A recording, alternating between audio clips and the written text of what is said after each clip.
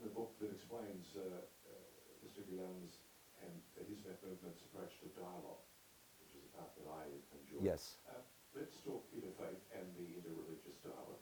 What are the messages and what are the thoughts of Gülen that you value most? First of all, I'll repeat what I said earlier, which is his conviction that has become more and more strong since the early 90s, that it's about humanity and it's about the planet and it's about all of us working together. And second of all, in his humility, and in this regard there's a direct line back to Rumi and Ibn Arabi. Ibn Arabi writes, I go into a church, I go into a mosque, I go into a synagogue, I see one altar.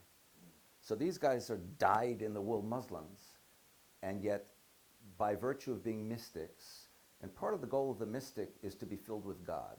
I can't be filled with God unless I empty myself of self.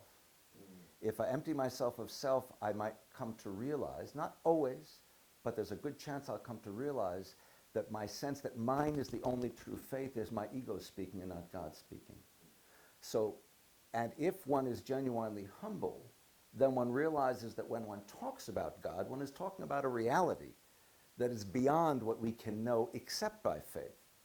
So my form of faith can be absolutely 100% perfect for me, and that doesn't contradict your faith being 100% perfect for you.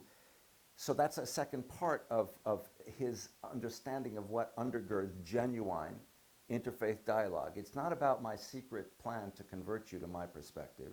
It's about my genuine interest in learning about you and yours in learning about me, my perspective, your perspective, because ultimately we have a common goal, which is reaching toward God.